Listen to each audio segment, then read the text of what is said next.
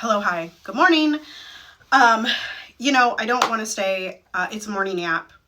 If you've never seen me before, I'm Tara Farlow. I am your resident Black, biracial, multi-passionate musician. I make the intangible tangible by helping others release their entanglements. That one was really good. Okay, we got the turning off thing. Hold on. So anyway, I don't want to talk too much about Renee Good or even Keith Porter or some of the things that are going on here in Minnesota. I will just mention I just did get done watching the press conference with Jacob Frey. I don't know how you say his name. Anyway, and essentially they're asking the FBI to re-include the BCA. They do want to prosecute this and be a part of the investigation. And we will see if that happens and what legal recourse may or may not be taken as we go forward. There are still protests. Minneapolis schools are closed. Fridley schools are closed. Columbia Heights schools are closed. And of course, there have been many ICE sightings here in Minnesota. Yesterday, essentially, Walz did a press conference, and then Donald Trump said, I'm going to send in more ICE. I think that did end up happening. But I want to talk and focus this morning on how many music organizations in the Twin Cities are actually talking about this and actually saying they're grieving with the community. And I want to give some insight to what happened during my rehearsal last night with Minnesota Opera, and it's what I first want to say is it's just really nice to see music organizations actually engaging with the community and actually acknowledging that there's stuff happening in the community, because in 2020 people didn't want to. What's in your mouth, honey? Can you show me? Oh, okay, that's okay, you can have that. I saw Minnesota Orchestra talk about it. Minnesota Opera has been, kind of not behind the scenes, but mostly just because I don't think there's a public show going on right now.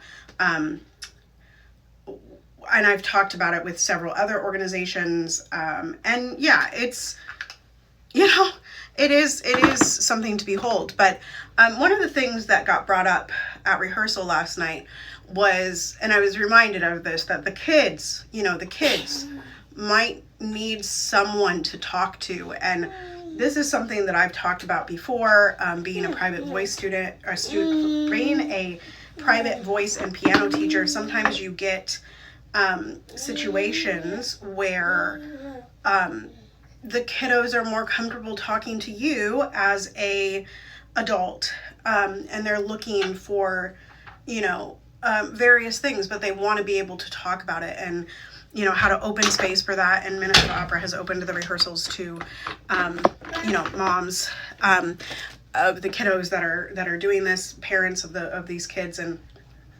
we're just trying to keep everybody safe. And it was a really, we are creating our own community. We are making sure that people are safe, and we are also acknowledging the events that are happening. And I really appreciate that, because I think sometimes there's an expectation in the art world, in the music world, to just ignore what's happening outside, right? And the fact is that most art is created in response or in an effort to change the culture, to change society, to respond to the things that we're seeing and the things that have happened. And I don't enjoy rehearsal processes or spaces where things are just not acknowledged. So I really appreciate that. And it was a really lovely rehearsal. I laughed for the first time in days, hardcore, crying laughter. And that is so sacred, right? Joy is the revolution.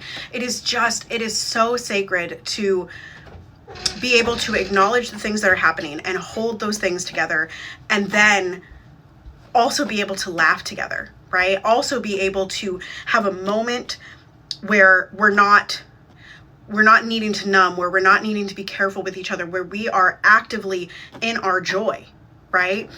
in this safe space that we've created for this show to happen, right? And so, yeah, things are heavy.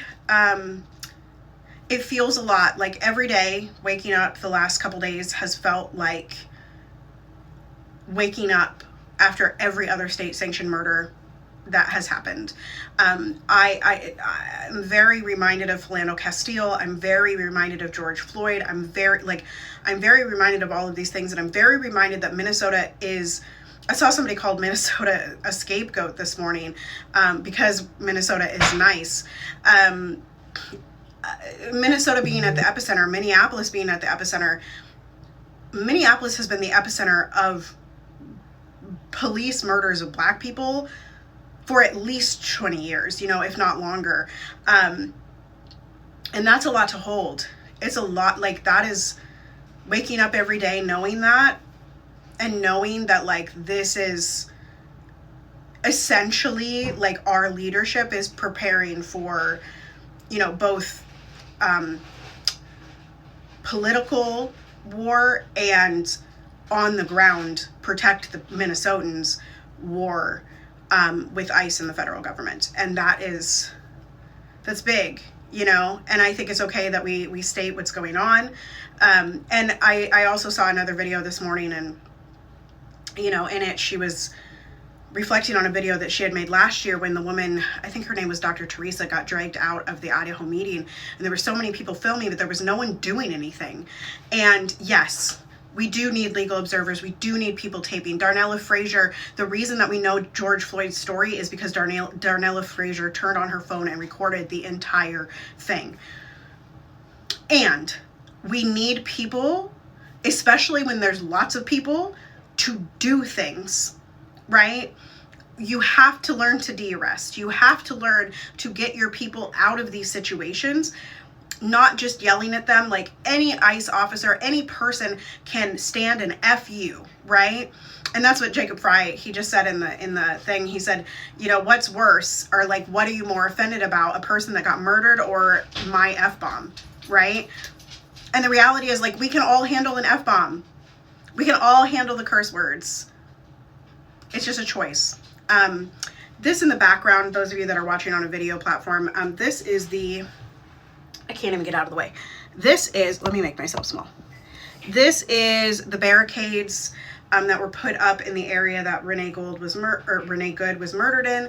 And the city has opted to remove them. I'm sure that they will be replaced. Clearly the city learned nothing during 2020, and how 38th and Chicago has been kept safe by the Black community and activists and those fighting for the people.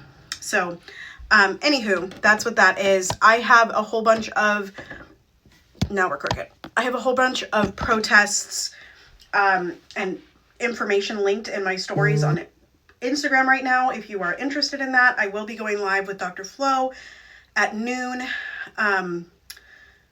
Yeah. And I think that's really all I got. We're living through it. We are attempting to not numb. We are angry. We are sad. We are, but we are also forced to go on, right? Because we're forced to fight. And I think that has been I said it in a caption the other day. Some people are gifted complacency. We're not. Those of us that are marginalized in any way, or those of us that actually care about other human beings, those of us that are tapped into our humanity, we don't get a time to be complacent. We have been fighting the entire time. So yeah, be safe. Joy is our revolution, and I will see you next time.